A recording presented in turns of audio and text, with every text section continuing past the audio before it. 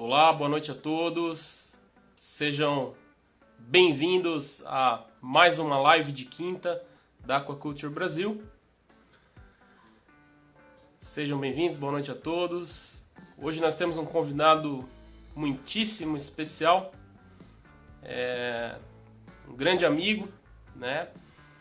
Que um pouco vai falar sobre... A gente vai conversar, na verdade, com o perfil do Projeto Camarão, da FURG, tá? O Geraldo é um dos professores e pesquisadores, um dos líderes lá do time do Projeto Camarão da FURG. Então eu já vou chamá-lo aqui. Deixa eu ver onde é que está o convite do Geraldo. Beleza. O Geraldo já vai entrar para conversar com a gente. Então, boa noite a todos, pessoal. Só aguardando o aceite do Geraldo. Geraldo Keeper Voice. Como que tá aqui o...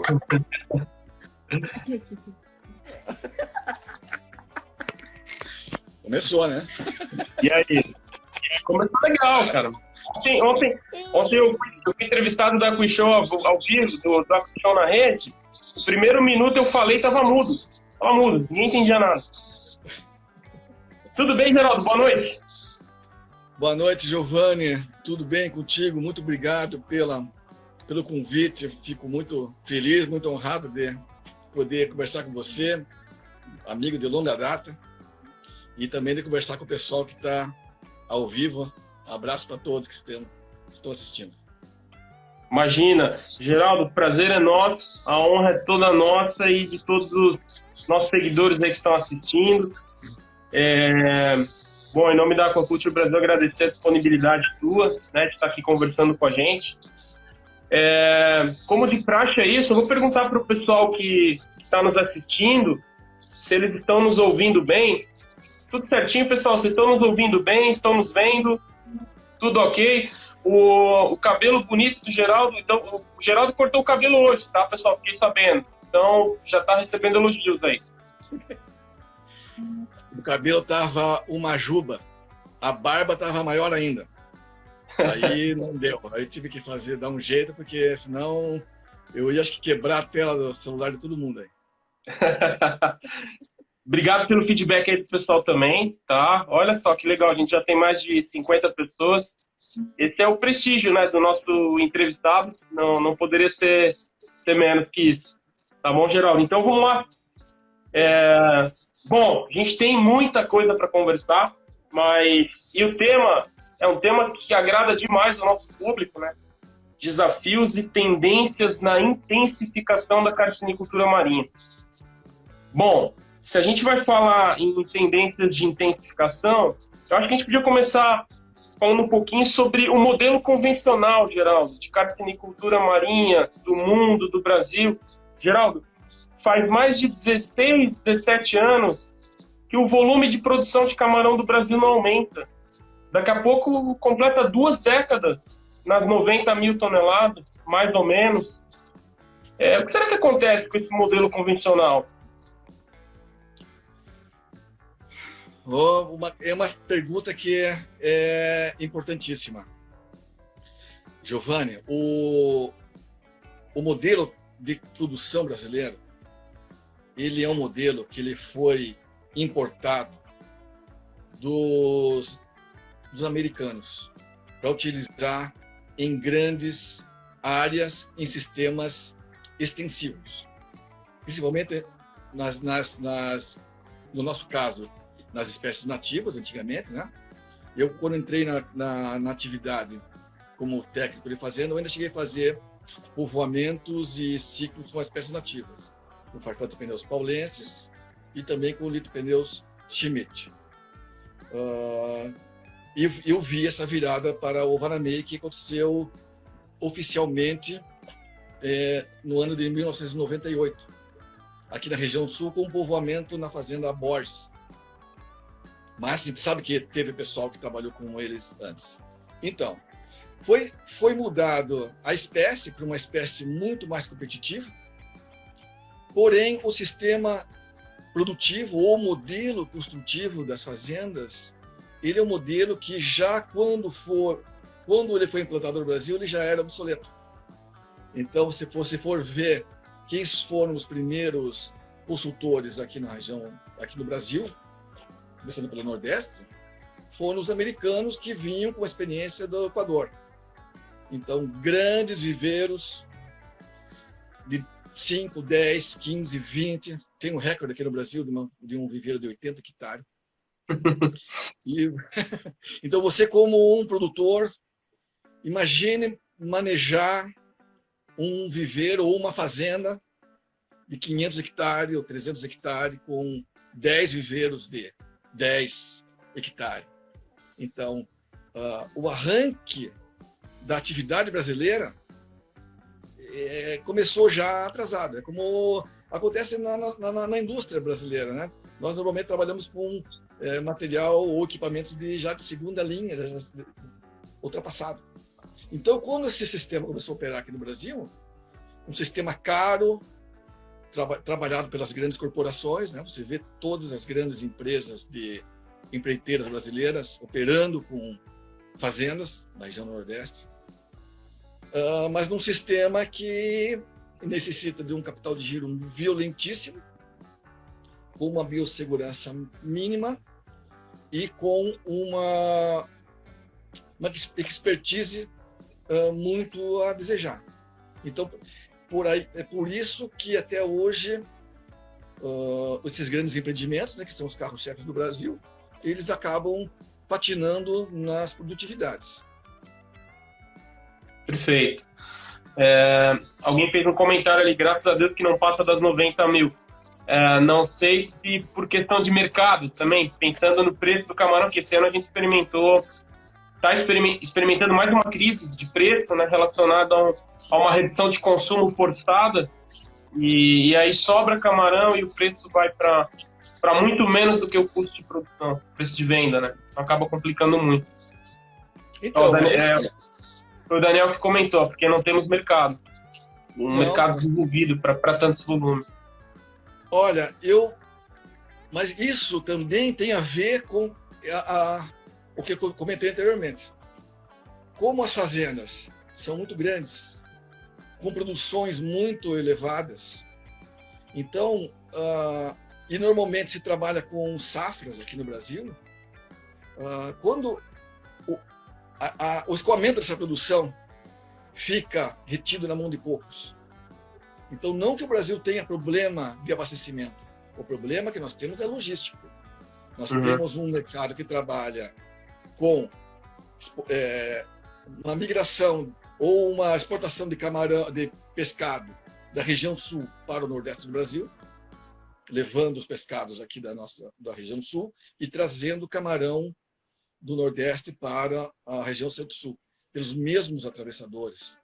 Então, é muito mais uma questão tradicional de venda, de comercialização, do que nós temos um mercado que não aceita.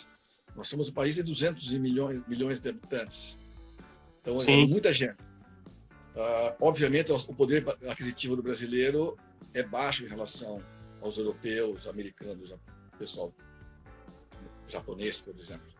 Mas, assim, o tipo de comercialização não ajuda a fazer o escoamento da safra. Essa é uma problemática que vem já de muitos anos. Então, a gente fica... mas você veja bem, quando houve o pico de 90 mil toneladas em 2003, havia uma absorção bastante boa desse camarão, e nós tínhamos uma população menor e um poder aquisitivo menor do que nós temos até 2018, 2016 ou 2014. Então, nós tivemos, em 2004, quando deu o crash da produção, e também nós tivemos o problema do antidumping dos americanos, que todo o camarão teve que ficar retido no Brasil, ele foi absorvido muito tranquilamente e muito facilmente.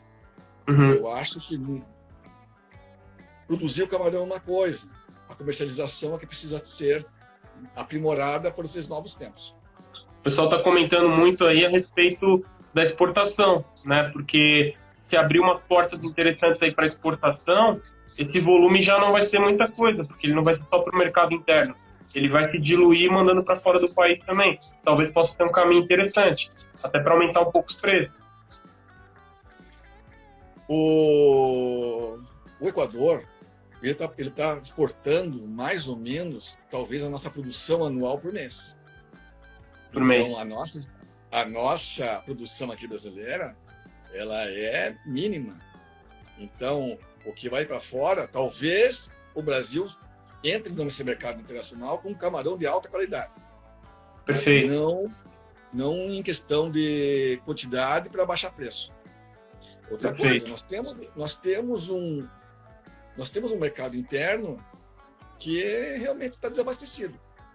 Eu acho que, na verdade, nós precisamos aprimorar as vias de comercialização. Os tempos mudaram, né? Essa pandemia agora nos mostrou, assim, nos desnudou, né? Porque nós temos que mudar a nossa maneira de ver o mundo, e a questão da comercialização já está tarde, já demorou. Então, eu acho que o dólar nesse valor, fechou hoje 5,40, obviamente é muito bom vender, mas vender 10 containers por mês não vai abrir mercado para ninguém. Perfeito. Para fechar essa primeira pergunta, eu acho que é um raciocínio bem legal, Geraldo, essas suas colocações, e também o que o pessoal está colocando aí no bate-papo, porque nós vamos exportar seguindo os preços internacionais, e os preços internacionais não estão nada bons. O Moisés Poli, que é nosso parceiro também, está lá no Equador, ao vivo aqui com a gente também aí por mensagem, ele comentou exatamente isso. Talvez não adianta a gente se iludir com essa exportação toda, pode até exportar, mas o preço vai ser uma commodity, a gente vai jogar o jogo. Acho que é mais ou menos por aí, né? Nós tivemos também, nós estamos tendo assim vários problemas, né? Nós temos já 2 anos, por exemplo, que aqui eu estou falando para vocês aqui da cidade de Rio Grande, no Rio Grande do Sul, no sul do estado do Rio Grande do Sul, aqui na foz da Lagoa dos Patos. Nós tivemos esse ano uma super safra de camarões, e nós tivemos ano passado também uma bela safra de camarão. Então, isso juntando já com o poder aquisitivo mais baixo, e eu estou falando uma produção que eu calculo em torno de talvez umas 4 a 5 mil toneladas de um camarão que vem com um preço extremamente baixo.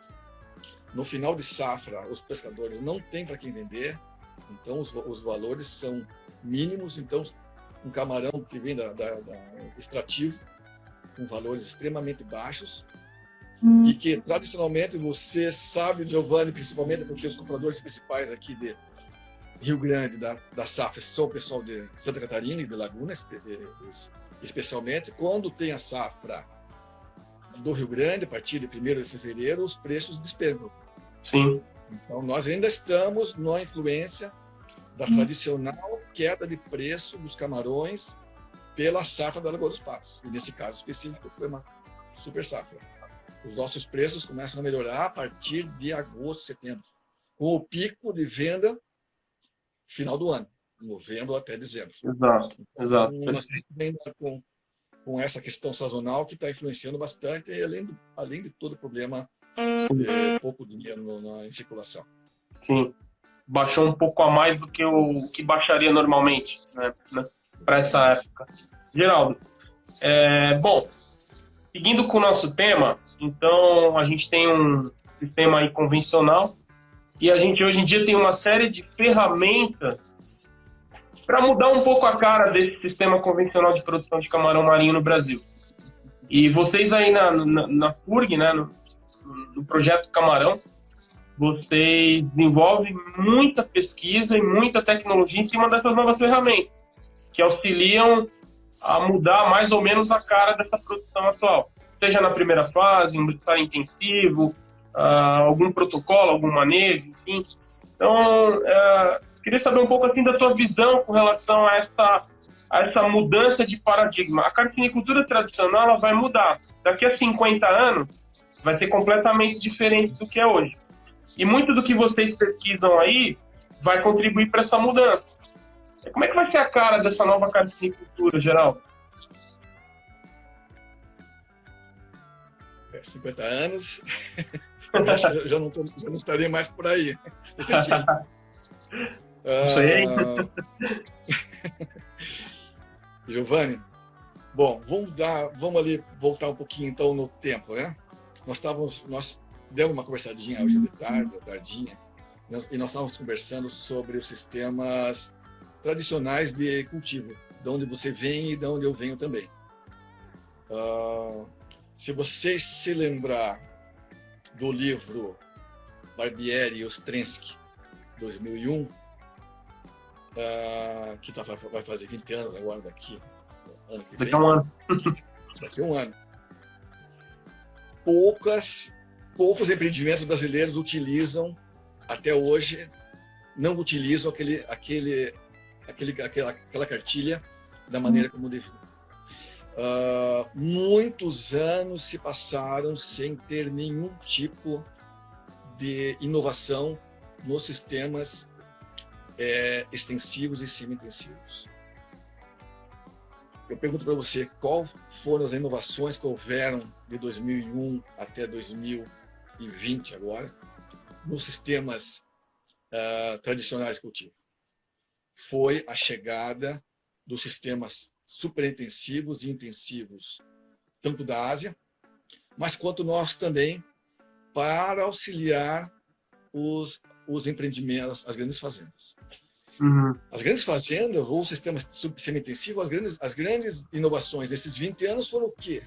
Um pouquinho a mais de aeração, que muita gente quase não usa, o que deveria. A questão dos probióticos, que antigamente a pessoa usava melaço, eu cheguei a usar melaço sem saber por quê. Sim. A utilização dos probióticos tanto da água quanto do solo, para preparo, para redução da matéria orgânica. E depois a questão dos fermentados, né? Mas a questão dos fermentados é muito mais por questão de sobrevivência do que por outra coisa. Como é que entrou esses fermentados? Os fermentados entraram porque o pessoal quebrou na Ásia, quebrou aqui no Brasil, tiveram que baixar densidade a níveis muito baixos, um pouquinho acima do extensivo, e tinha que complementar uma produtividade natural, e os fermentados entraram muito mais por aí. O interessante é que nós fizemos agora os experimentos com os fermentados em densidades mais elevadas, e eles trabalharam extremamente bem. Então, acho que é uma linha que pode evoluir mais para frente, talvez misturado com outros sistemas, né, juntos com outros sistemas, e que podem auxiliar. Bom, eu vejo o futuro com viveiros grandes, escavados, de maior porte. Dificilmente uma fazenda de grande porte ela vai alterar o layout dos viveiros.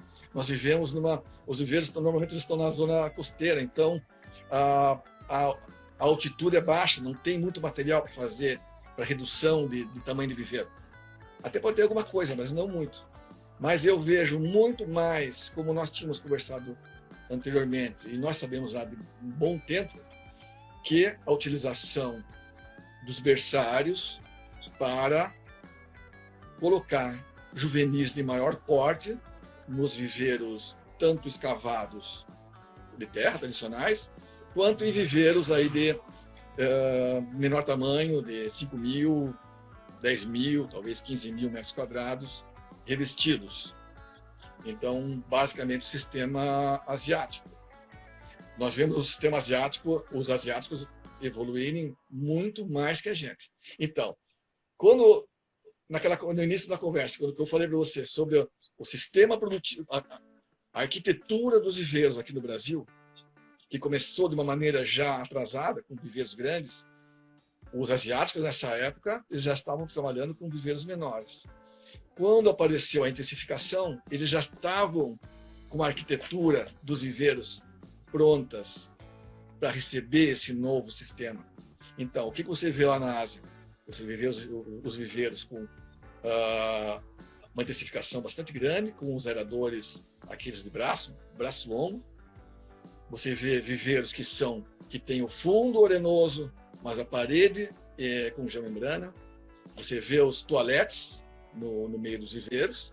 Então, assim, não é à toa que eles passaram por cima da gente, né? Eles já estavam com uma arquitetura mais avançada. Então, eu vejo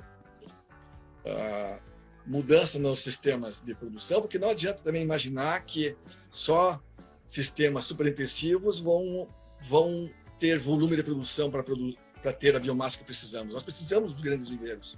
Os grandes viveiros produzem bem, eles não são problema ambiental, e o tempo de cultivo deles, quando você trabalha com um berçário e um povoamento no juvenil de uma grama, o tempo é absurdamente reduzido. Eu vejo aqui em Rio Grande, nós temos um exemplo típico de uma fazenda que opera com 2 ciclos, né? Nós temos temperaturas baixas aqui, então a nossa janela é curta. Um camarão que entrou com 1,5 grama, isso início de dezembro, temperatura baixa para nós aqui. Em 30 dias ele estava com 11 gramas. Partindo de 1 grama. Partindo de 1 grama. Camarão de 8 camarões por metro quadrado. Mas tem uma fazenda em Aracati, na qual trabalhava um grande amigo meu, o Edu Holanda, que também começou a operar com um sistema de berçários, e aconteceu exatamente a mesma coisa. Colocaram camarão de 1 grama, a densidade, se eu não me engano, era 12 a 15 camarões por metro quadrado. Em 30 dias estava com 11 gramas. A fazenda aqui de Rio Grande, 30 dias 11 gramas, 60 dias 22 gramas. Então, é isso aí. Aqui em Santa Catarina não é diferente. É rápido também. Depois que vem do berçário juvenil, é bem rápido. Agora, o que precisa acontecer é que esses viveiros sejam preparados para que ocorra isso. Os viveiros tradicionais brasileiros, normalmente, eles são muito maltratados, né?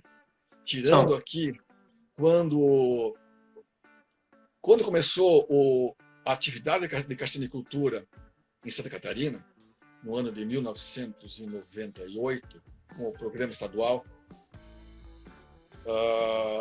foi feito umas normativas importantíssimas, maravilhosas, que previam preparo de solo, povoamento e vazio sanitário. O vazio sanitário ele acaba sendo uma questão de temperatura para nós, mas acaba dando uma amortecida no solo do viveiro para se preparar para a próxima safra. Então, o que acontece no Brasil é, normalmente, assim, não estou querendo generalizar, mas o pessoal usa até a exaustão. Não para. Nós sabemos, Giovanni, o viveiro, quando é bem preparado, ele melhora safra a safra, ou seja, aquele vinho. O viveiro vai ficando mais velho, ele vai ficando cada vez melhor. O solo é cada vez melhor. Então, eu vejo no futuro o pessoal produzindo em lands, como está produzindo, mas agora em grande quantidade. Eu vejo toda uma miscelânea muito grande de sistemas produtivos, mas sempre trabalhando com juvenis de grande porte. Bacana. O pessoal está te dando boa noite aí, Ana Carolina, boa noite, Geraldo, prazer revê-lo. Eu vi a live da Ana com o João e o pessoal, foi muito bacana. Muito legal, muito legal. Muito legal. O Geraldo, então assim, apesar de hoje vocês trabalharem, bacana, porque hoje vocês trabalham aí especificamente com biofloco, mas tu traz nesse início de conversa uma luz bem interessante para os sistemas convencionais, né? Tá inclusive em defesa desses sistemas convencionais, até como um estratégico para a produção de camarão em grande escala no Brasil. Agora, e aí no segundo momento tu falou também na questão dos berçários e mostrou claramente que o ciclo fica muito curto, né, Geraldo? Porque também tem uma questão sanitária aí de encurtar ciclo, porque a mancha branca, ela assombra a nossa atividade há 15 anos. E muitas fazendas hoje o cultivo é inviável. Então, assim, vai usar uma densidade baixa, 8 por metro, no viveiro grande, o médio, mas ele é um sistema ainda inseguro, instável, e pode ter uma ocorrência. Agora, não é só isso, quer dizer, tem que usar essas ferramentas que já estão à disposição, de encurtamento de ciclo, e, enfim, e outras tantas, para conseguir produzir de forma mais segura nesse convencional, que hoje é muito inseguro. É por aí? Exatamente. Você tem que lembrar várias coisas. O doutor Itamar Rocha, ele sempre comenta, ele estava na live também, eu vi uma live essa semana com ele, a questão da fixação do homem no campo. As grandes fazendas de camarão, as fazendas de camarão na zona costeira, elas mantêm aquela comunidade tradicional fixada no local. Vai ter o comentário, não, mas as grandes fazendas acabaram desmontando pegando essas áreas tradicionais. Tem todo tipo, mas os trabalhadores das fazendas tradicionais, das grandes fazendas, são moradores da região. Uma região costeira, normalmente uma região com um IDH baixíssimo, no qual há um êxodo rural monstruoso, e as fazendas dão essa oportunidade para que pessoas permaneçam no local de origem. Então, eu converso sempre com o Mano, com o Wilson Brasileski, né, que é o nosso coordenador-chefe aqui do projeto, e nós sempre olhamos com excelentes olhos para os sistemas tradicionais. Eles necessitam ficar, eles já foram construídos, Perfeito. Vamos operar. Eu acho que deve ter expansão nos locais onde devam ter expansão. Há locais para tudo. Giovanni, se você for me imaginar a área de produção brasileira de cultivo de camarão em sistemas tradicionais, nós temos em torno de 25 mil hectares, um pouquinho mais, um pouquinho menos, tá? Nos estuários. Aqui na nossa região, em Rio Grande, nós somos uma região produtora de arroz. O arroz, ele é uma atividade aquícola, porque ele puxa água em extremamente elevada quantidade. Então, nós estamos aqui em Rio Grande, nós estamos a 200 quilômetros da fronteira com o Uruguai, do Chuí. Nós estamos aqui próximo do Chuí. Tem uma estrada. Essa estrada fica entre o mar e a Lagoa Mirim. Nessa Lagoa Mirim há uma produção de arroz muito grande. Existem 500 mil hectares de plantação de arroz nessa estrada de 200 quilômetros, puxando água tanto quanto ou mais que uma fazenda, do que qualquer fazenda aquícola. Então, tem lugar ainda para nós aumentarmos a área, sim, senhor. Eu imagino muito a questão do Maranhão, a litoral oeste do Ceará, Pará. Tem que ir, não... Sabendo manejar, sabendo construir, tem lugar para construir e aumentar a nossa produção. O Geraldo, o Fábio Suster, que é nosso amigo, colaborador também da nossa revista, numa coluna que ele escreveu sobre carcinicultura uma vez, o título dessa coluna, falando exatamente sobre isso, o título ele colocou assim, menor que 10 ou maior que 150. Como se o futuro da carcinicultura brasileira ou fosse uma coisa ou fosse outra.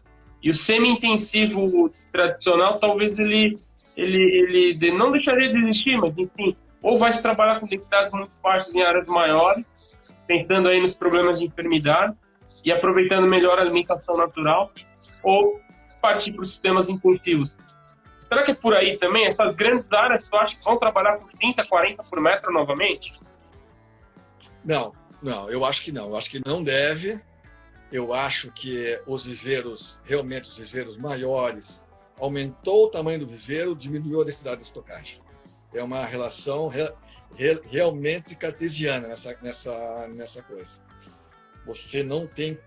Até nós teremos capacidade no futuro próximo, até já podemos ter, de ter um bom trabalho de solo no viveiro grande desse para aumentar a densidade, mas o dinheiro, o capital de giro empregado num grande viveiro é extremamente grande, ele acaba ficando muito perigoso para o empreendedor. Então, melhor você colocar os ovos em vários cestos do que você botar num cesto grande.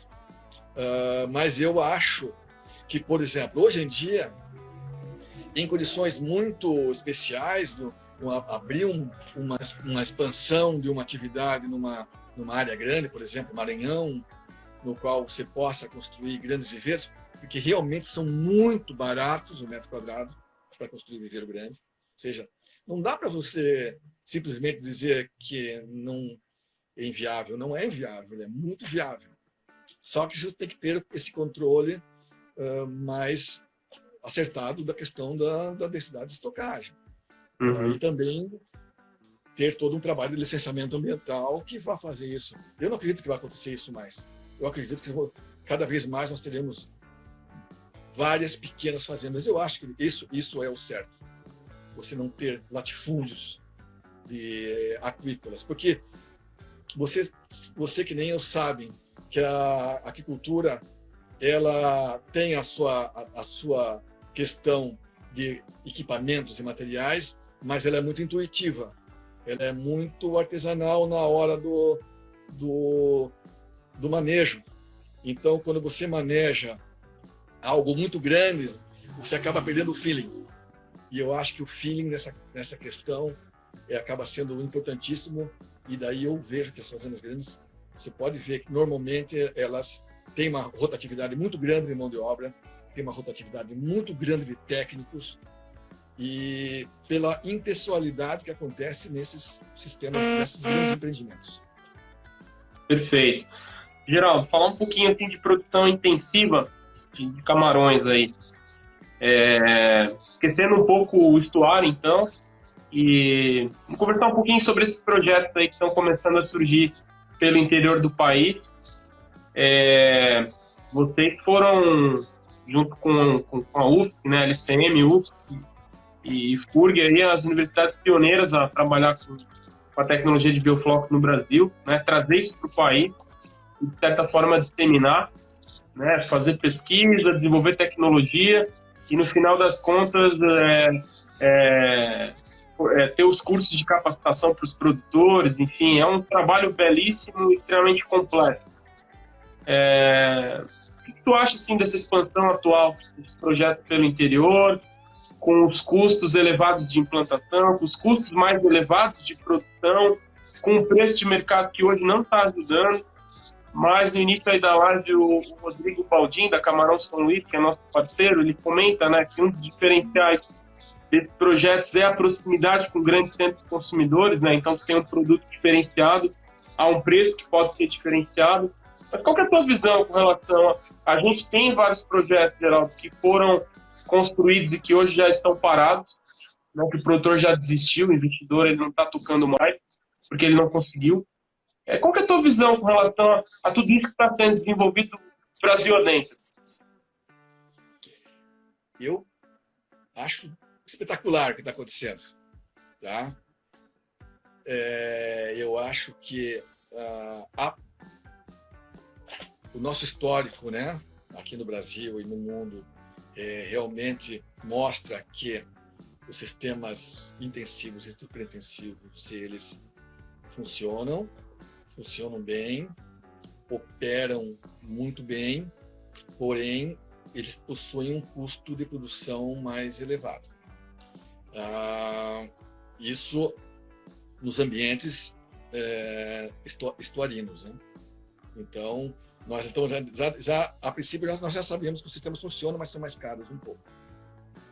O problema dos sistemas intensivos e superintensivos é que são sistemas muito mais complexos. Então, eles têm uma capacidade de dar problemas muito grandes. Então, já começa da construção do empreendimento. E depois que você constrói o empreendimento, você vira escravo dele. Então, o momento da construção é um momento crítico, no qual você precisa ter muito conhecimento, estar muito bem assessorado para que esse sistema opere e opere bem. Tem outro problema. Ele precisa estar completo, 100% pronto para poder operar. Não é que nem uma fazenda convencional na qual você, com 70% dela, você já vai botando uma densidade um pouco mais baixa e vai indo. Mas os sistemas subintensivos não permitem isso. Não permitem. Além disso, nós conversamos desde cedo sobre a questão do histórico do cultivo, histórico da agricultura. Os sistemas intensivos e superintensivos, eles são uma evolução dos sistemas tradicionais. Então, o que a gente vê é que no Brasil, diferentemente de um produtor europeu, por exemplo, as pessoas elas vão muito rápido para a parte construtiva e para a operação sem ter o conhecimento devido.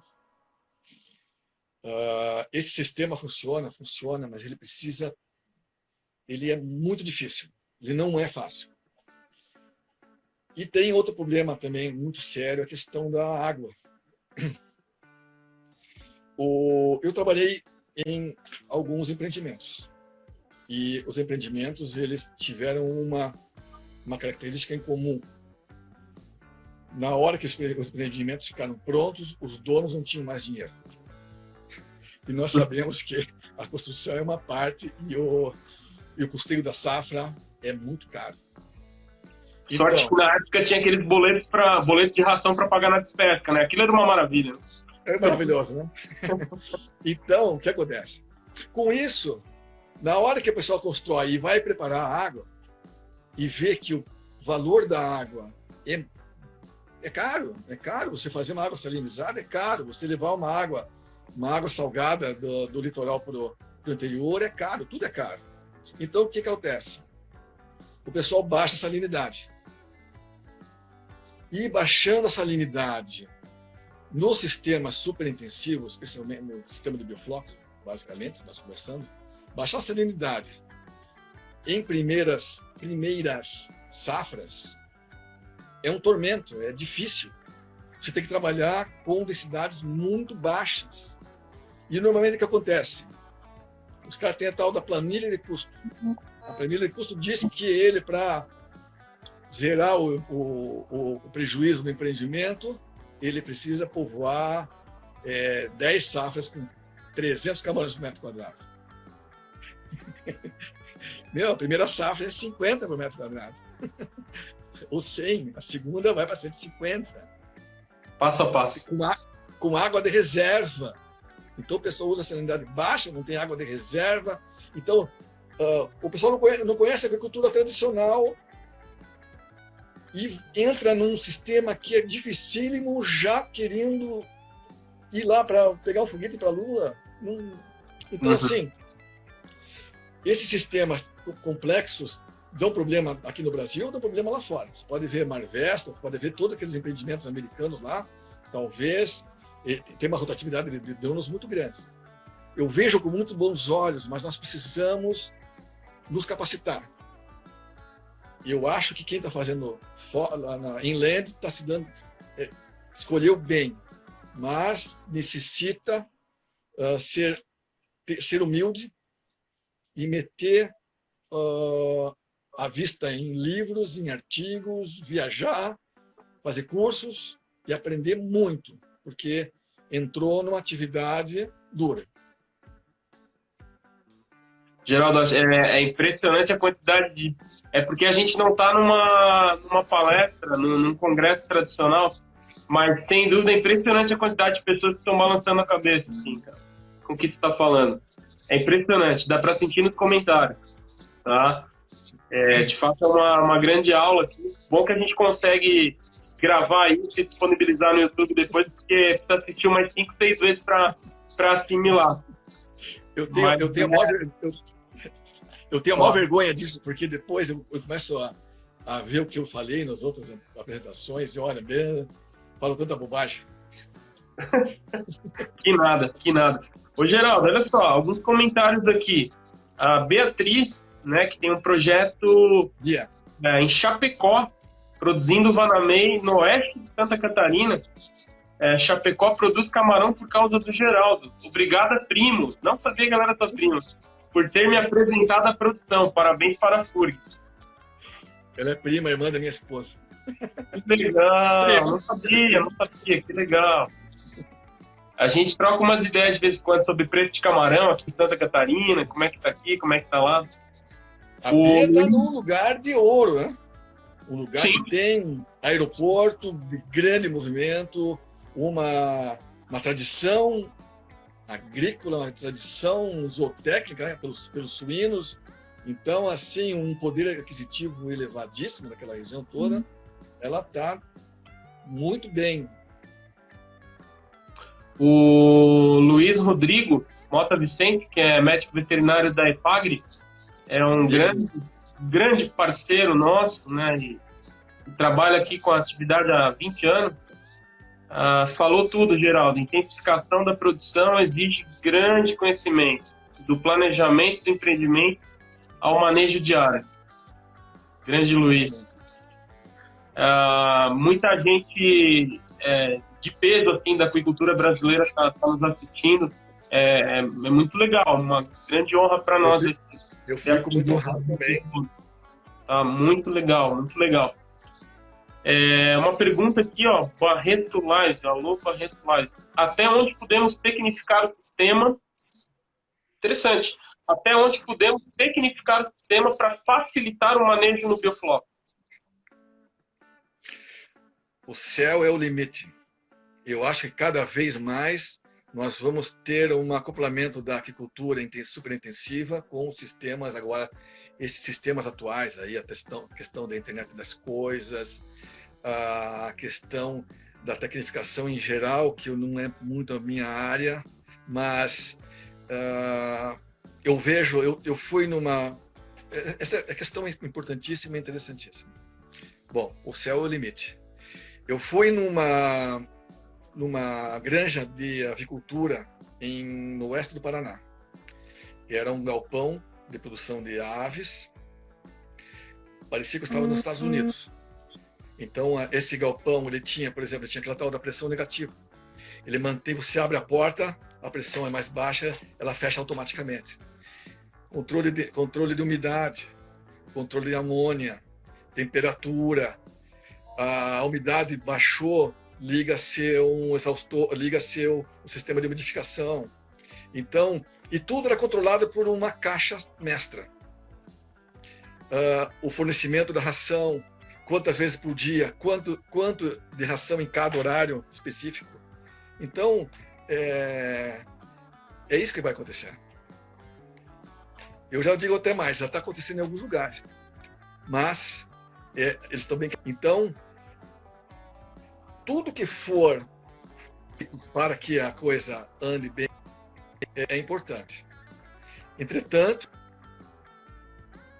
isso não te tira a importância de você ter aquele olhar do ser humano no manejo. Porque essa interpretação... o Wilson Vasilevski, nosso humano, ele fala que na agricultura convencional nós temos uma equação com, sei lá, 6, 7 variáveis. Nos sistemas intensivos e superintensivos você chega a ter mais de 20.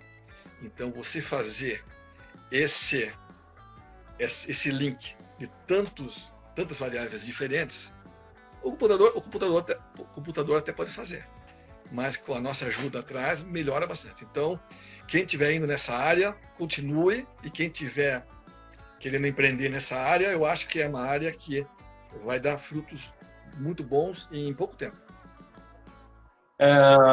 Comenta que o céu é o limite, porque claro que tem essa questão do feeling do aquicultor e da parte zootécnica, mas as ferramentas tecnológicas diversas podem ser adicionadas.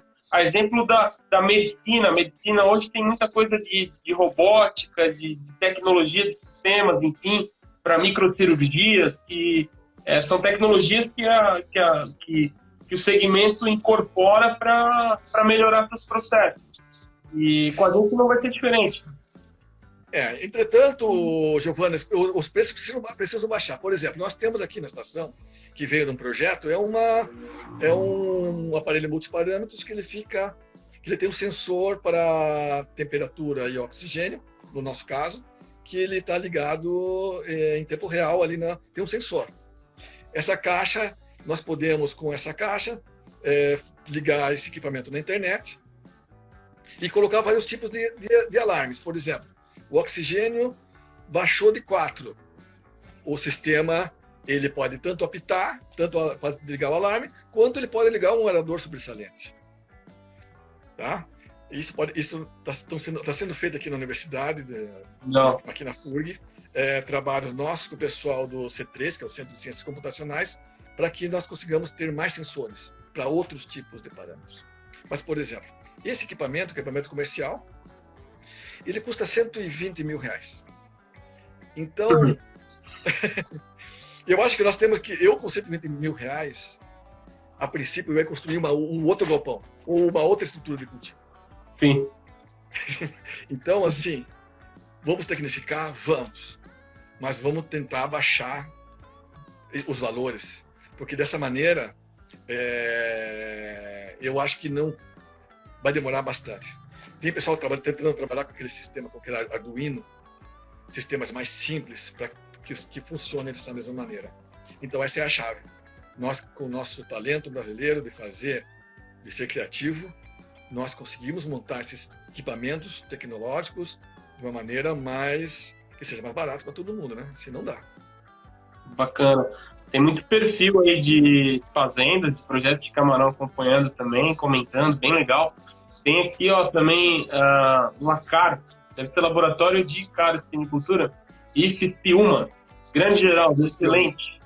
A cadeia produtiva precisa acreditar mais na ciência e nos experimentos já realizados. Obrigado pela aula e parabéns para toda a equipe do Projeto Camarão da FURG. O Triângulo do Camarão, lá do Daniel, né, que é nosso sócio também, sempre acompanha e participa e contribui, né, com as nossas lives e iniciativas. Ele te pergunta sobre a intensificação do camarão da Malásia. O que tu acha? Então, bom, adianto que não é a minha praia, tá? O camarão da Malásia. Eu vou fazer uma live com ele e fazer essa pergunta para ele depois. Fica tranquilo. Olha, o camarão da Malásia, o que nós sabemos é que eles têm um problema de manejo mais complicado um pouco, que talvez os sistemas mais intensificados ou os ambientes de menor tamanho ajudem, né? Que é a questão dos dominantes, dos semidominantes e dos outros menores, né?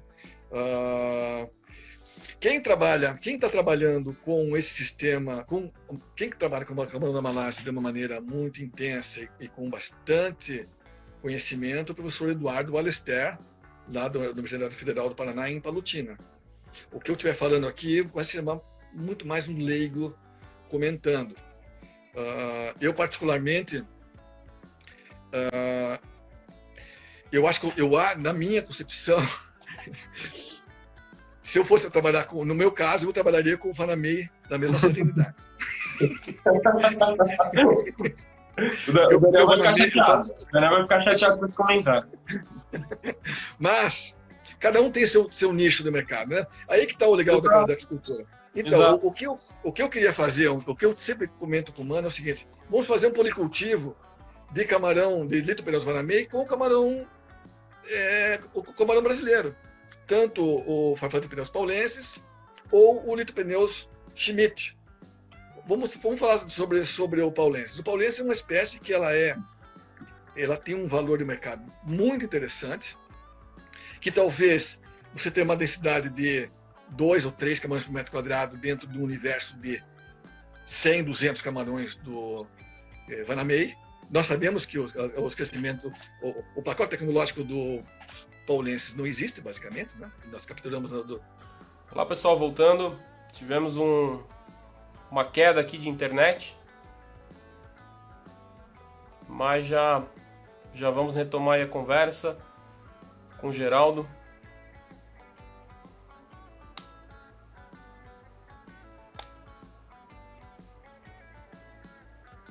Voltando, tá, pessoal?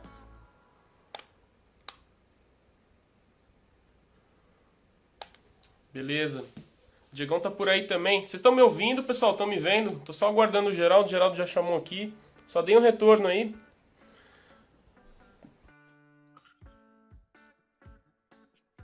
Obrigado, Glauber. Gustavo. Ó, o Geraldo, sempre a câmera começa.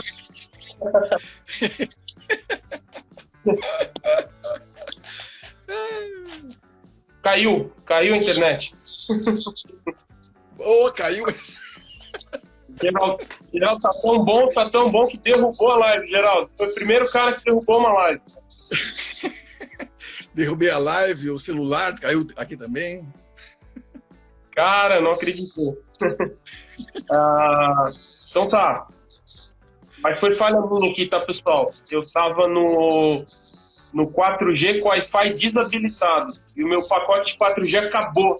E aí não tinha Wi-Fi pra socorrer. E o negócio travou. Foi falha minha aqui, tá? Vocês desculpem aí. Bom, vamos voltar então. Já iria acabar a primeira hora, né? E nós faríamos duas. Até em consideração a tantas pessoas que estão nos assistindo, nós faríamos 2 horas aí. Se o Geraldo pudesse, né, naturalmente. Deixa eu falar. Então agora a gente já vai para a segunda hora. E o fio da meada, hein? Com esse desespero de ter acabado a internet, onde é que a gente estava? No Camarão da Malásia. É isso? Tinha encerrado o assunto? Será, pessoal? Nos ajudem aí. O Geraldo comentou que mesmo na água da salinidade similar, ele apostaria no Vanamei. Sem desmerecer, mas eu acho que tem nicho de mercado para todos. Tá? Mas como eu falei, Giovanni, você já tinha travado. Acertar o pacote, começar com os experimentos. Aqui, nós começamos do zero. Até hoje, nós fazemos experimentos que relativamente são básicos, mas são básicos para a agricultura tradicional. Quando você entra num sistema intensivo, o que é o normal já muda. Então, nós tivemos que trabalhar. Um exemplo bem interessante que aconteceu foi o seguinte. O início dos bioflocos aqui na FURG são derivados do ano sabático, né, do pós-doc do professor Wilson nos Estados Unidos, em 2004. Em 2005, ele retornou e começaram os primeiros trabalhos. Em 2006, a estufa mais antiga nossa, a GH3, foi construída. Então, nosso pacote era mínimo. Em 2008, 2009, nós tínhamos uma constante nos ciclos. O ciclo começava muito bem com o camarão pequeno. No final da safra, o oxigênio estava em 3, em 2,8, em 2,7. Mas por quê? Porque nós não conhecíamos a questão da importância maior da retirada de sólidos, suspensos totais do ambiente de cultivo. Então, nós tivemos que fazer o aprendizado de trabalhar com clarificadores. Esse trabalho foi feito brilhantemente no início pelo professor Carlos Gaona, da Unesp de Registro. Paralelamente, o Rodrigo Sveiter, que hoje em dia está na Unifesp, estava na UFSC, fez o doutorado também com ele. Nesse momento agora, nós estamos com experimentos, nesse instante agora, experimentos com tabela de alimentação para temperaturas mais baixas. Estamos com experimentos de denitrificação, né? Um sistema intensivo sem renovação, ele tem a tendência de, através da nitrificação, ter o acúmulo do nitrato ao final da safra. Como é que esse nitrato vai ser retirado do sistema? Tem trabalhos com balanço iônico. Então, a princípio, são trabalhos que não são trabalhos assim, utilizando uma tecnologia de ponta, mas que vão fechando as arestas para que o sistema opere cada vez melhor. Então, para o camarão da Malásia, é a mesma coisa. Acertar o processo produtivo. Show. O Kleber Miranda Filho, conhece? Klebenho. Parabéns, pessoal. Excelente iniciativa. O entrevistado é simplesmente incrível. Ó. Geraldo, diga pra gente qual o papel do aquecimento da água, olha que interessante, em sistemas BST que sofrem com o inverno no país. Ele acabou de entrar. Kleber acabou de entrar. Kleber, acabei de fazer essa pergunta pro Geraldo, tá? Então, nesse momento agora, nesse momento agora, aqui, Rio Grande, nós estamos com temperatura ambiente de 14 graus e sensação térmica de 13.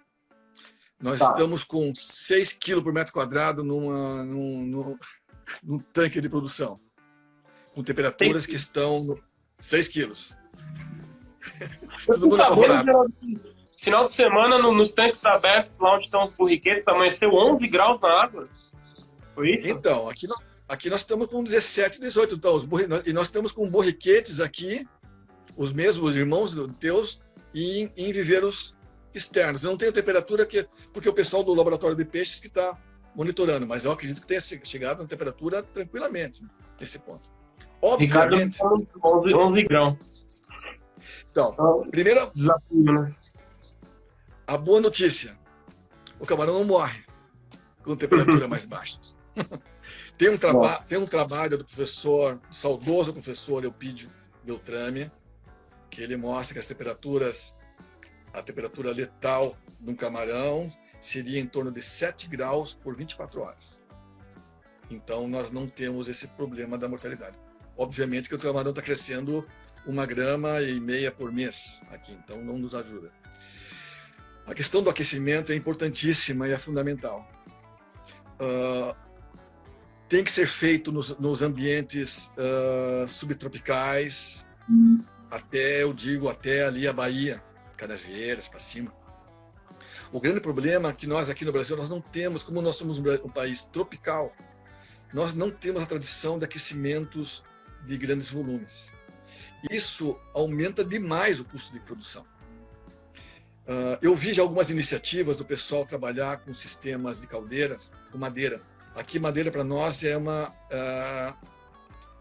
um combustível muito bom, barato. Mas assim, nós trabalhamos já com sistemas elétricos e foram muito caros e se deterioram rápido. Mas eu acho que aí está um bom filão de um empreendimento, de um pessoal que quer empreender, que seria aquecer os viveiros. Mas daí eu queria comentar com você uma outra coisa, Giovanni, a questão inversa, que é a questão da utilização dos sistemas de aquecimento, as greenhouses, lá nas regiões mais quentes. Você vai hoje em dia para Aracati, por exemplo, eu acredito que talvez 90% das fazendas tenham estufas. Obviamente, as estufas elas vêm para tentar manter uma temperatura mais controlada no ambiente de cultivo, que nós sabemos que uma temperatura mais controlada, ela evita as grandes variações de temperatura e diminui a entrada da mancha branca. O grande problema é que, de novo, como o Brasil é um país tropical e não tem histórico de utilização de estufas que eram produzidas no sul do Brasil, em temperaturas mais baixas, foram transferidas para o Nordeste. Então, as estufas esquentam demais. Há um trabalho que ajudou a fazer talvez um pequeno desserviço, porque a ciência sempre nos dá um lado bom. Foi um trabalho que mostrava que a temperatura acima de 32 graus por um determinado período de tempo inativaria a mancha branca. O grande problema é temperatura 32 graus, ela inativa a mancha branca, mas ela ativa a anin. Então, 32 graus na água é uma temperatura alta. Nós temos trabalhado aqui tentando manter a temperatura no verão. Nosso verão aqui é muito quente. Nós temos muita insolação. Temperaturas passam tranquilamente desse patamar de 30 graus, mas tentar manter 30 graus, 31 no máximo, porque muitos dos problemas que acontecem, Giovanni, no pessoal da água doce ou no pessoal que opera no sistema superintensivo, às vezes nem é tanto o manejo, é o gatilho para outras doenças. Então, a questão da temperatura mais baixa para nós, para você agora, nas tuas greenhouses lindas lá, construídas no teu empreendimento, quanto nós aqui, nós necessitamos ter o aquecimento. Mas nós não conseguimos ver, por enquanto, algo que nós, pobres trabalhadores e com poucos recursos, consigamos implantar com um valor de instalação bom e com uma manutenção, um valor de utilização bom também. Então, isso aí cabe a todos nós, né? O pessoal da academia, o pessoal dos empreendimentos, o pessoal da iniciativa privada, da indústria, solucionar esse problema. O Plácido Moura, acompanhando aí também, ele fez um comentário adicional. Coloquei inativa a mancha branca e ele fez um comentário bem humorado, que inativa o oxigênio também. Quanto maior a temperatura, menor a solubilidade do oxigênio. Então, você tem menos oxigênio na água. E aí você tem que investir mais em aeração. É um outro problema também.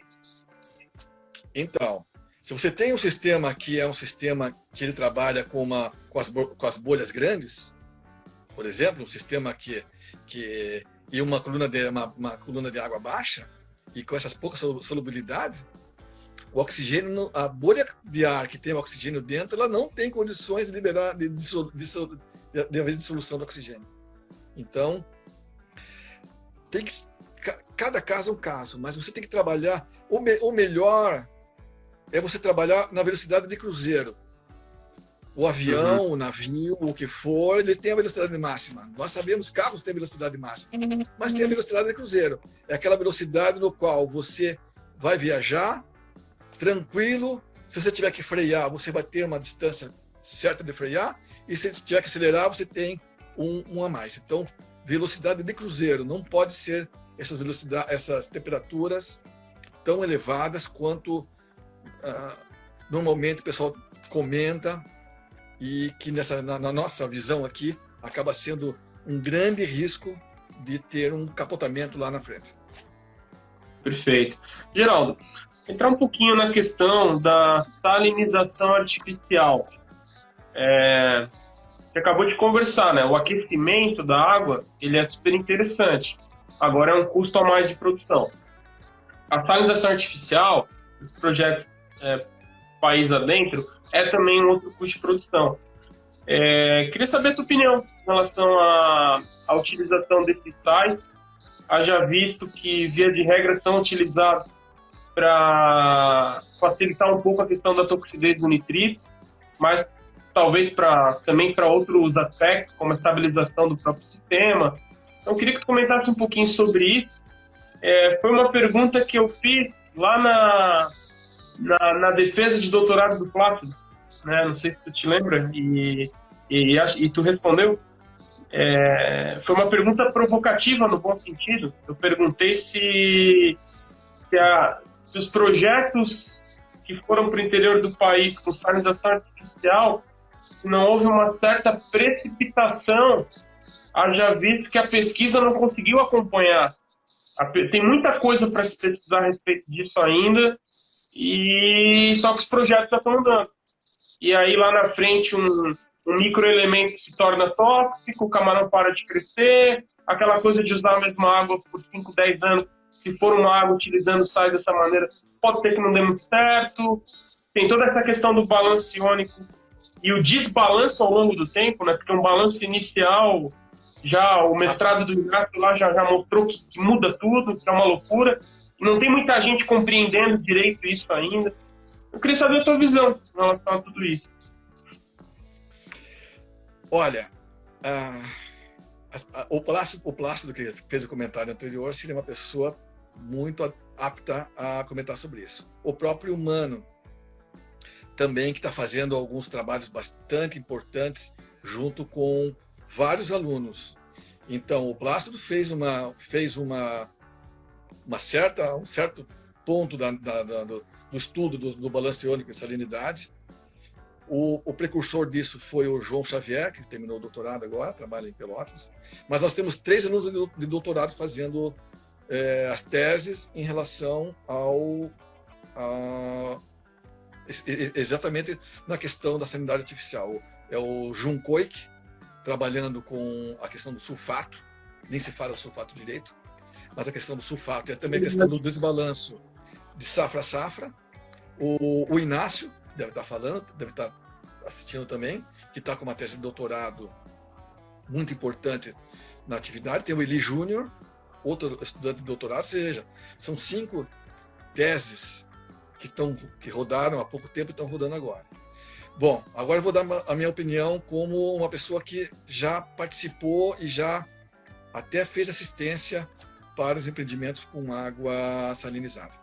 Eu tive a oportunidade de preparar uma salinização artificial. Eu, junto com...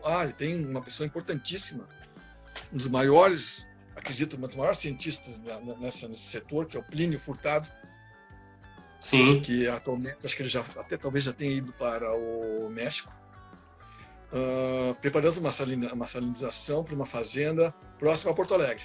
Essa fazenda é muito interessante porque a captação da água, uma captação da água doce da chuva. Então, era água de chuva, das calhas das estufas, no qual nós fizemos um preparado e começou a funcionar.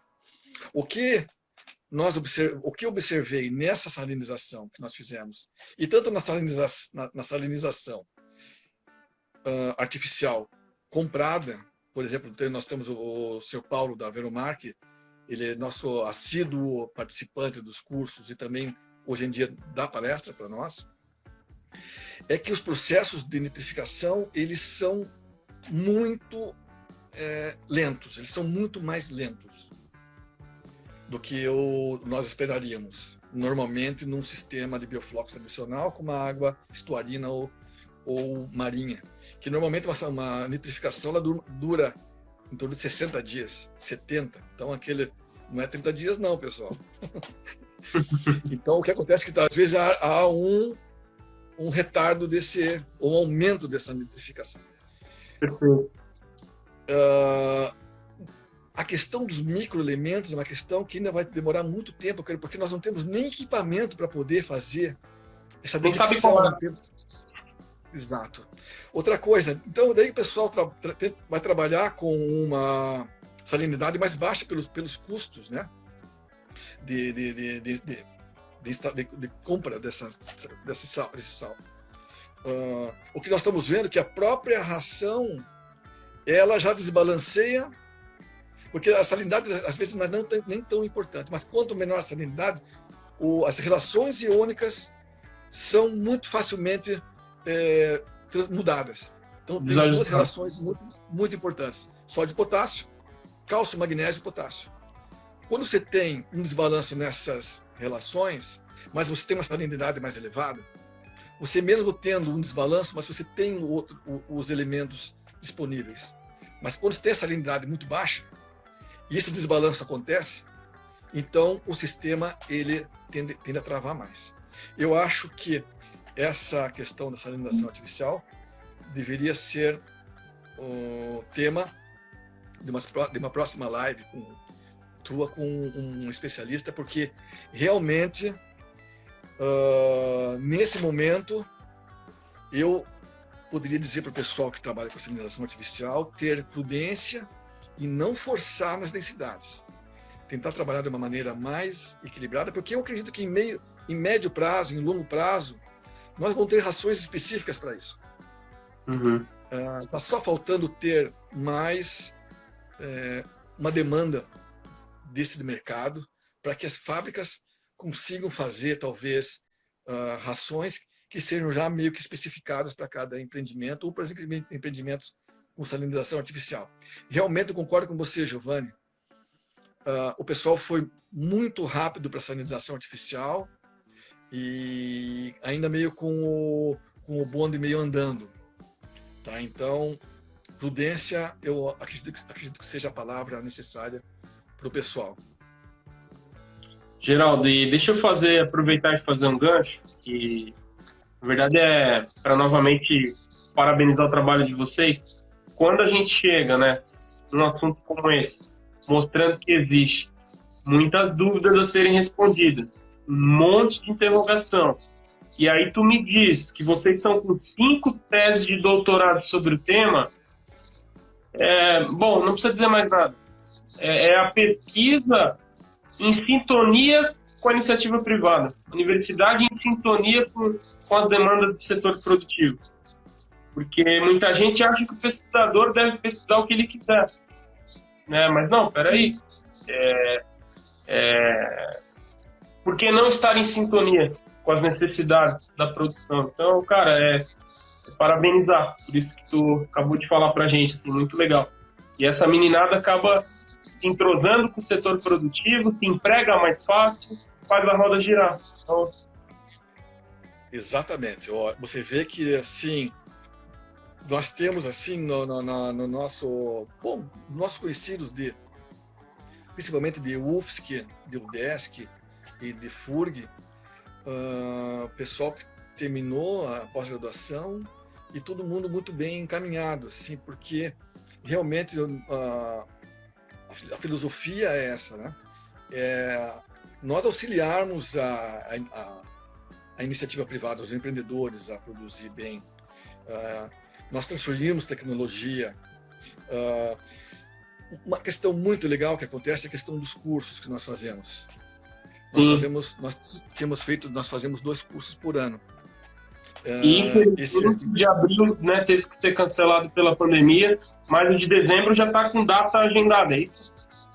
Em dezembro, data agendada, de 8 a 10 de dezembro, de 7 a 10 de dezembro. Né? Nós colocamos um dia a mais agora, a partir já faz alguns 3 cursos que tem um dia a mais, que é um dia preparatório, porque o que nós vimos nesses 19 cursos oficiais aqui dentro é que houve foi interessantíssimo, houve assim, uma mudança de clientela muito, muito visível.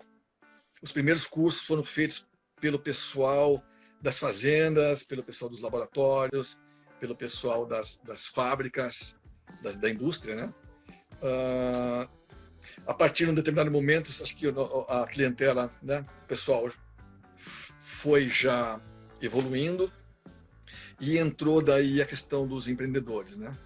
E daí o que a gente viu foi assim uma miscelânea incrível de pessoas de todos os tipos de conhecimento, né? De conhecimento desde o mínimo até o pessoal muito já avançado. Então nós tivemos que fazer esse dia a mais, que é um dia de agricultura geral, para o pessoal ter uma noção do que vai ver na continuação do curso. Mas o que eu queria dizer para você é o seguinte, que esses cursos, além dos nossos serviços que nós fazemos de licenciamento ambiental, de projetos e de acompanhamento, nos trazem um feedback muito grande. A gente se alimenta dessas dúvidas, desses problemas pontuais que acontecem para nós atacarmos. Apareceu o problema do balanço iônico até talvez 5 anos atrás, ou 6 anos atrás, era um assunto que estava na nossa pauta, mas não era atacado na sua raiz. A partir do momento que os empreendimentos começaram a entrar, começamos a ver as qualidades e defeitos do sistema, nós atacamos em cima. Então, tem que ter essa união. Nós temos, aproveitando o ensejo, nós temos também assim, grandes colaboradores da iniciativa privada que nos dão um suporte muito grande para nós podermos fazer a pesquisa, Giovanni. Se você for ver na nossa pós-graduação, nós temos um valor monetário que nós recebemos do governo para fazer pesquisa, que é em torno de R$1.000 por aluno por ano. Como é que você pode fazer um experimento de... relevante? né? Não tem Por 1.000 condições reais. nenhuma. Então, assim... Geraldo, fica à vontade, inclusive, para citar esses parceiros aí, porque acho que é mais uma coisa que eu acho que é fundamental. A iniciativa privada, junto com as universidades, delineando experimentos e bancando pesquisa, bancando aluno, bancando experimentos, ração, pós-larva, enfim. Porque, cara, assim, o governo mesmo não vai conseguir. Ainda mais agora. Como é que foi isso? Já não tem incentivo quase nenhum. Então a gente vai ficar chorando? Não, o que vocês fizeram? Vocês trouxeram a iniciativa privada para auxiliar as pesquisas de vocês. Fantástico. As duas vias ganham. Todo mundo ganha. Agora, a iniciativa privada também tem que saber que a pesquisa ela é algo que ela é muito... são passos. É o passo 1, é o passo 2, é o passo 3. Não existe uma resposta imediata para um problema que aparece. Talvez você tenha que ter 10 etapas para fazer uma resposta de uma pergunta que veio anteriormente. Então, assim, a pesquisa ela é uma pergunta com uma resposta. Essa pesquisa ela te dá uma resposta, mas te dá mais 10 perguntas. E aí você vai se alimentando a ciência. Nós temos tido assim a parceria muito boa há muitos anos da Guabi, principalmente a Guabi, a Trevisan, Geradores, e a INVE, com os trabalhos com os probióticos em geral, né? Nós temos até hoje em dia uma egressa nossa de doutorado que trabalha na matriz na Bélgica, a Bárbara Hostings, que através de uma tese de doutorado que foi espetacular, preparada por ela e pelo Mano, e ela foi puxada. Bom, é até uma pena, porque nós perdemos um cérebro maravilhoso produzido genuinamente nacional, né? Então esse é um grande problema também que acontece nesses tempos, que é a fuga de cérebros, né? Nós temos que tomar muito cuidado. Nós temos que tomar muito cuidado com isso, porque nós formamos um pessoal de alto padrão e nós podemos perder isso. Linkando uma coisa que você não conversou, talvez porque estivesse esperando, a questão dos probióticos. Não sei se você iria perguntar, mas eu vou dar uma colocação, se você me permite. O probiótico ele faz parte do sistema BFT como a ração. Você tem que ter ração, você tem que ter o alcalinizante, porque a nitrificação te consome os íons carbonatos e bicarbonatos, então você tem que colocar. E o probiótico ele entra assim como manejo diário ou semanal, né? Nós normalmente tentamos utilizar aqui, nós utilizamos no mínimo o probiótico na água e também nos sistemas mais superintensivos o probiótico na ração também. Então, o que nós vemos, por isso que nós estamos com camarão aqui operando nesse momento, com temperaturas baixas. Antigamente, quando nós não tínhamos conhecimento na questão da utilização do probiótico de uma maneira mais acertada, a questão da concentração de sólidos suspensos totais muito elevadas também, que acaba inibindo a nitrificação, trazia um problema extremamente pesado para nós, que era o aparecimento das vibrioses, das bacterioses. Então a temperatura baixava ali de 22, 21 graus, os camarões começavam a ficar gremistas, azulados, e começava a ter daí grandes problemas de melanoses, né? E com mortalidades crônicas. Então você vê que isso que aconteceu, isso foi um conhecimento adquirido ao longo do tempo, que está dentro de um pacote pronto. Um outro exemplo interessantíssimo foi no início do nossos estudos, isso foi no ano talvez de 2007, 2008, houve uma vibriose violentíssima dentro da nossa estufa antiga. Os camarões estavam morrendo. nós levamos os camarões para o professor Luiz Romano, que é o nosso professor de histopatologia. Ele fez análise histológica e ele falou assim, olha, meu, vocês estão com uma fibriose violenta, aí vocês têm que descartar esse camarão. Só que nós, não vamos descartar esse camarão, então vamos fazer o seguinte, vamos fazer um experimento. Vamos pegar metade dos camarões, vamos tratar com probiótico e outra metade sem probiótico. Os camarões que foram tratados com probióticos tiveram 80% de sobrevivência. Os camarões que não estavam com probiótico tiveram uma sobrevivência de 50%. Que legal. Então você vê que... Mas mesmo uma coisa interessante é que esse 50% é um valor elevado. Porque o próprio biofloco ele tem um poder probiótico também. Probiótico.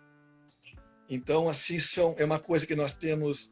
A gente vê muito o pessoal tem, nos cursos principalmente, se apavoram às vezes com os valores dos probióticos. Realmente eles não são baratos, eles não são um insumo para ser utilizado quando o problema se instala,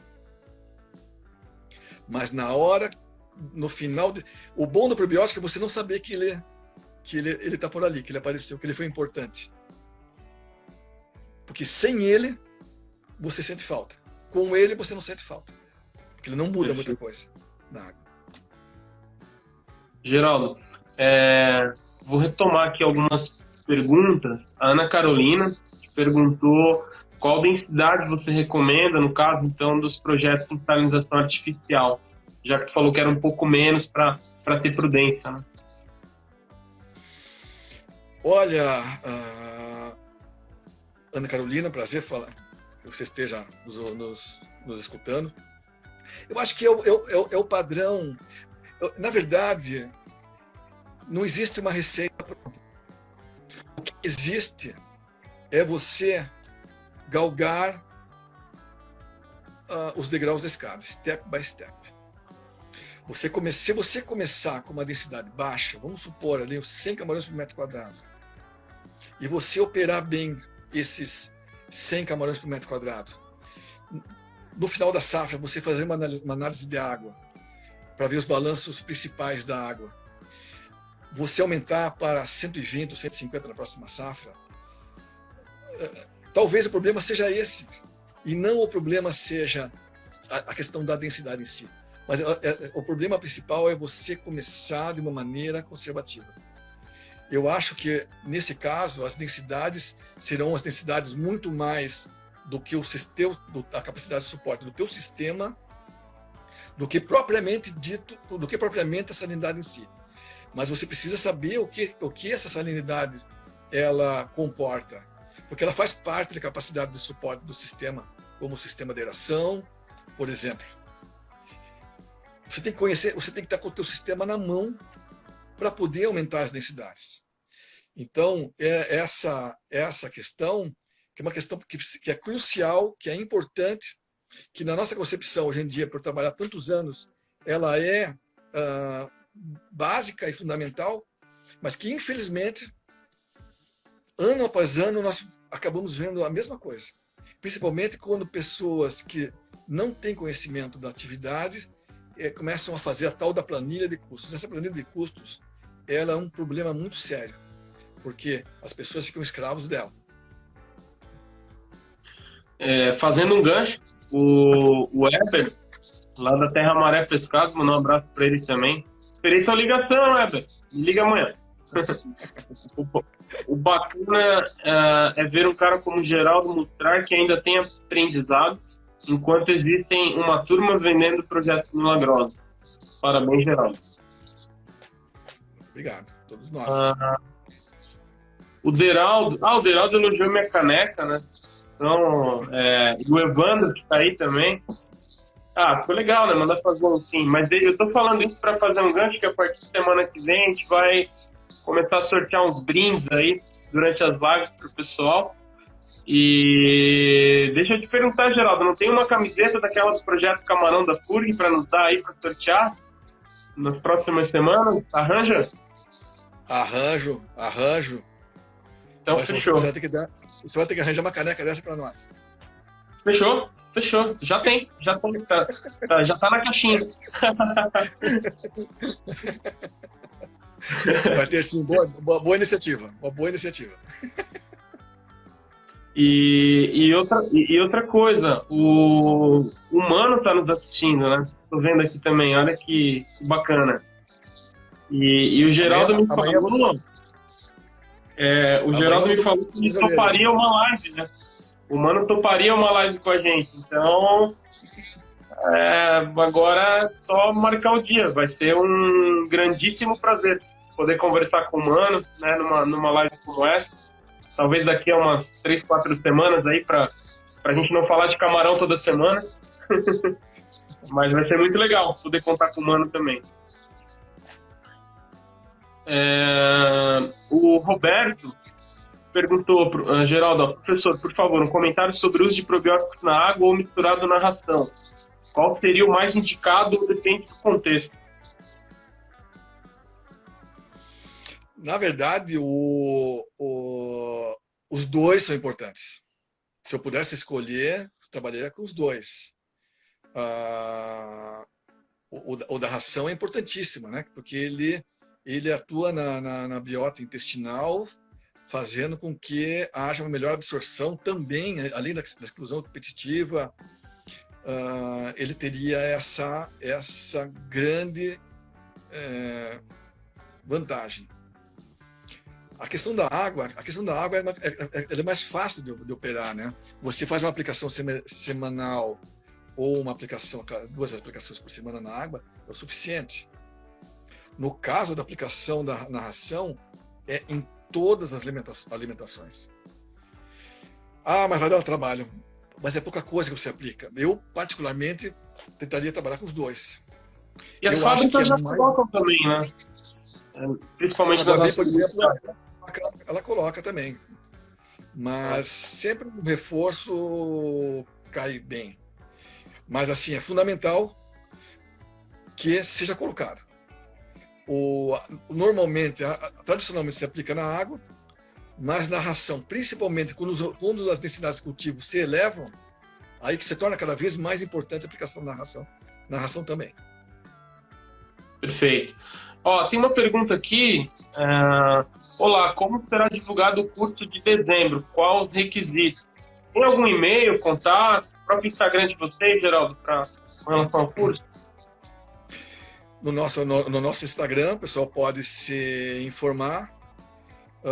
Nós temos um e-mail no qual nós atendemos as pessoas interessadas e passamos todas as instruções.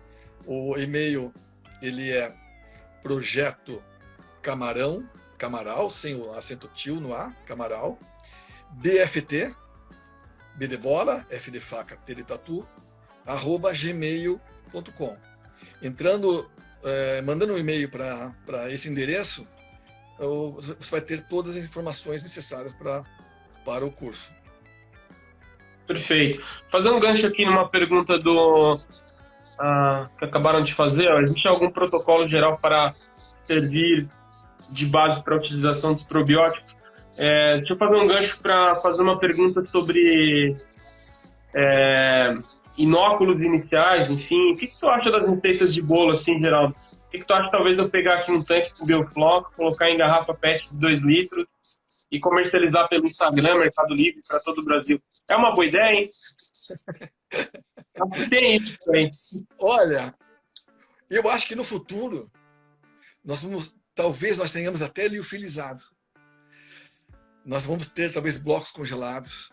Isso tudo pode acontecer. No momento agora, assim, veja bem, Giovanni, os bioflocos, eles ocorrem naturalmente você induz com ingredientes de fácil aquisição. Eles são, você induz a formação de uma maneira muito simples. Você precisa ter apenas as condições necessárias para isso. Um bom sistema de aeração e uma boa dosagem dos insumos. Uma fonte de carbono, uma fonte de nitrogênio.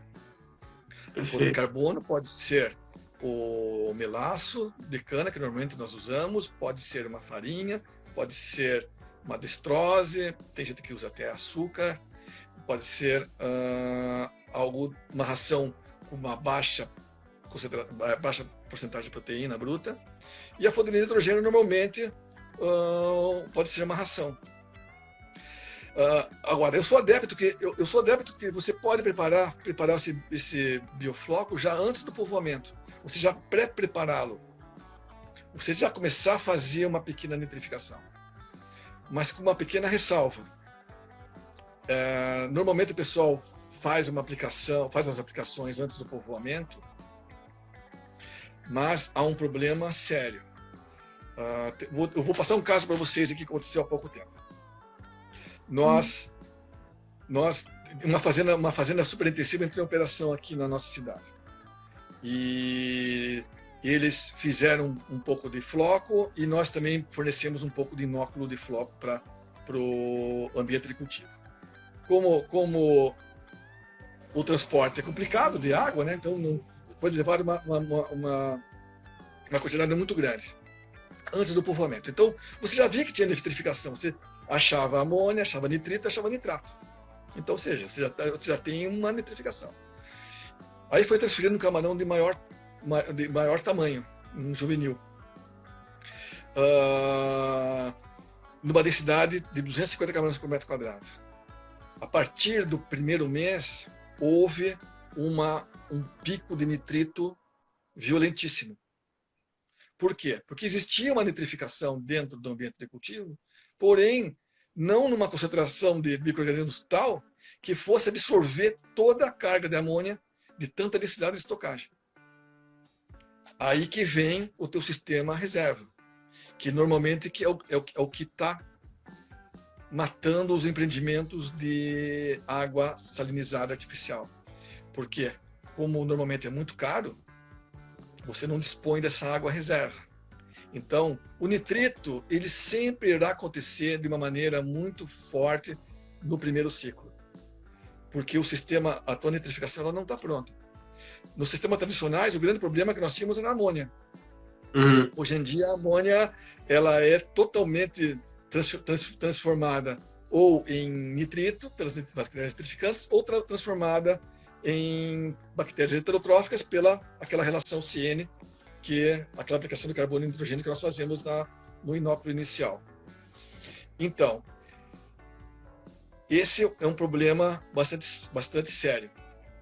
Existem trabalhos, dissertações de mestrado, principalmente, já mais antigas, que estão disponíveis na nossa página do Programa de Pós-Graduação em Aquicultura, que mostra porcentagens de inoculação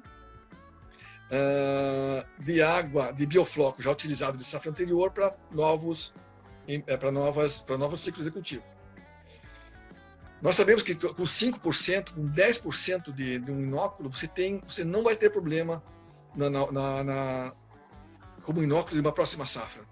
Giovanni e amigos, o grande problema do sistema BFT é a primeira safra. Então, quando você fala que as densidades necessitam ser baixas, é porque esses problemas vão acontecer. E se você não tiver uma água sobressalente, você vai ter um problema muito sério em relação a isso. Passando esse período inicial, você dificilmente vai ter problemas maiores. Você nunca mais vai ter problema de nitrito? Não necessariamente. Você pode ter uma frente fria, que baixa a temperatura e as bactérias nitrito-oxidantes morram. Você pode ter um problema operacional. Então, assim, mas a tendência é que você não tenha mais problemas em relação a isso.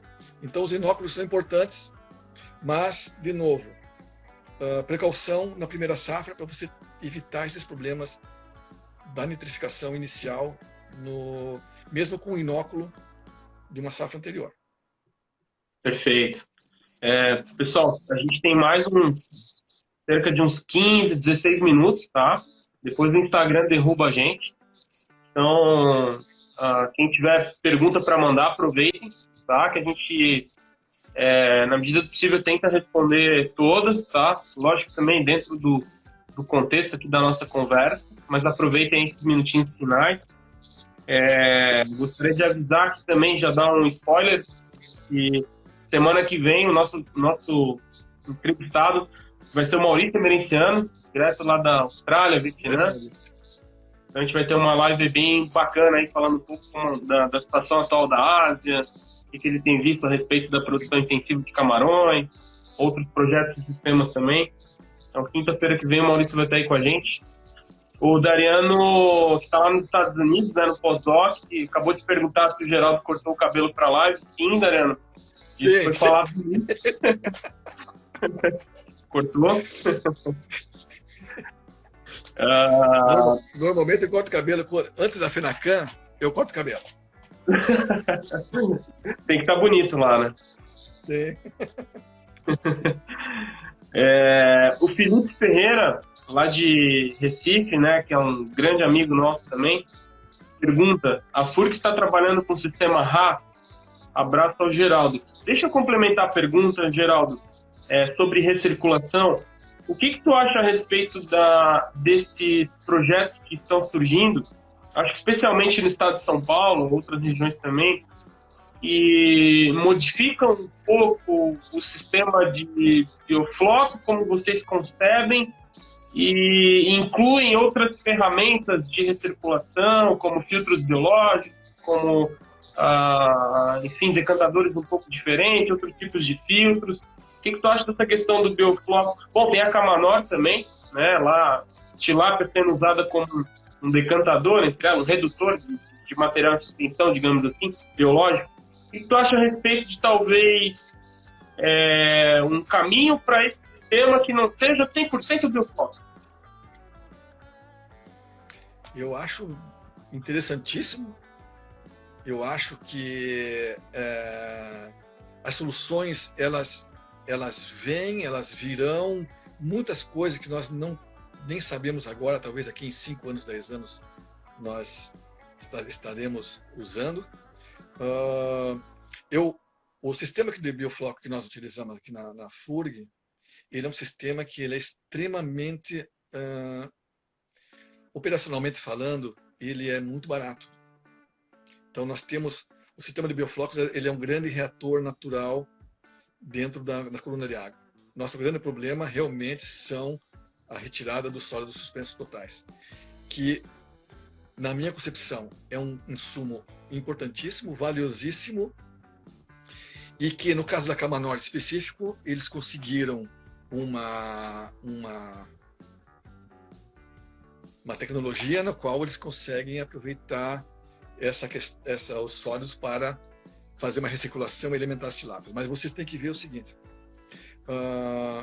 a Camanor, ela já é uma empresa de uma nova geração.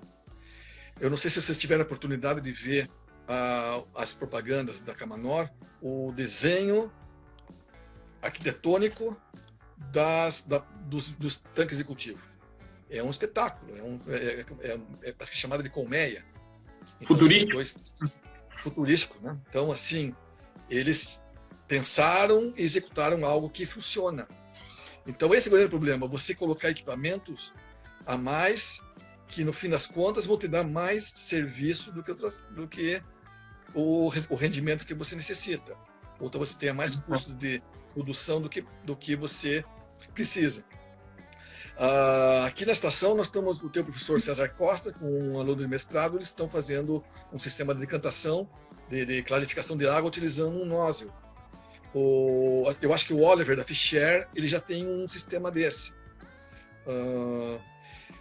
Tudo que vier para você aumentar a produtividade e não ter um custo maior em relação a isso, porque uma coisa que a gente aprendeu com os anos é o seguinte: uma coisa é você produzir bastante, outra coisa é você ganhar dinheiro.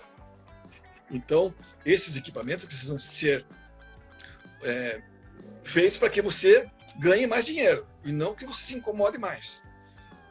Filtro biológico, se você tem um bom sistema de aeração dentro do teu tanque, você tem o teu filtro biológico operando muito bem. Se você mantém os sólidos suspensos totais controlados, o teu filtro biológico ali dentro do viveiro, ele é poderosíssimo. Então, é essa a mensagem que eu quero dar. Perfeito. Quanto ao sistema de recirculação, nós estamos na nossa estação ali, Marinha da Agricultura, tem o pessoal da piscicultura marinha, estuarina, que trabalha há muitos anos com o sistema de recirculação. Nós estamos recém começando a reoperar a nossa maturação, porque nós estamos querendo fazer uns experimentos de maturação de camarão sem ablação do pedúnculo ocular, e como nós estamos em temperaturas baixas, precisamos ambiente fechado e recirculação. Não é fácil. Eu prefiro trabalhar com bioflor. Interessante. Mas o pessoal da piscicultura estuarina trabalha bem. Tiveram algumas perguntas também. Teve a pergunta do Geraldo, que é nosso sócio também, que é de praxe, perguntando sobre os biorremediadores. Uma pergunta meio tendenciosa, porque ele trabalha com isso, né? Teve perguntas sobre imunoestimulantes também. Eu queria te perguntar a tua opinião sobre ácidos orgânicos. Então, assim, aditivos de maneira geral. Qual que é a tua visão? Tu acha bacana e importante a questão dos probióticos? Tu já comentou que o céu é o limite, né? O que tu acha a respeito desses aditivos, assim, de forma geral? Então, eu devo confessar que nós não utilizamos, nós só utilizamos aqui os probióticos. Nós não temos utilizado os imunoestimulantes, nem os biorremediadores, nem os ácidos orgânicos. O motivo não é não acreditar. O motivo é que a nossa linha, nós somos uma universidade muito pequena com poucos professores. Então, assim, nós temos tido as nossas linhas, elas vão acabando dando, como eu falei anteriormente, uma resposta no experimento nos abre 10 perguntas. Então, meio que nós ficamos correndo atrás, não atrás do rabo, mas nós ficamos seguindo uma linha. Nós já chegamos a trabalhar no início agora, fizemos alguns trabalhos iniciais com os simbióticos, com os fermentados. Foram trabalhos bastante simples, pessoal do Brasil, no Nordeste, muito mais adiantado que a gente, que eu acho que talvez pudesse se encaixar, esses produtos se encaixar nessa linha que nós estamos trabalhando de uma maneira assim, inicial, porém vislumbrando um futuro interessante. Mas aí que está, Giovanni, a gente precisa que sejam feitos estudos e sejam tendo em cima desses produtos. Aí vai o convite para o pessoal das outras universidades que façam experimentos com esses produtos, para que nós possamos aí pegar o gancho e trabalhar junto também. Nós queremos trabalhar, mas nós não chegamos nesse ponto ainda, tá? Nós não sabemos nem, eu particularmente não sei nem como operar com esses sistemas, utilizar esses sistemas. Precisaríamos ter, eu já tive do lado de lá, do lado da fazenda. Hoje em dia eu estou do lado de cá da academia. Então a gente acaba se tornando muito cético. A gente precisa que as coisas precisam ser comprovadas ali no experimento. Nós precisamos fazer esses experimentos. Eu tenho certeza que funcionam. Mas nós temos que saber em que ponto colocar, em que momento colocar, quando colocar. Isso que o comprador, o empreendedor, ele precisa ter essa noção.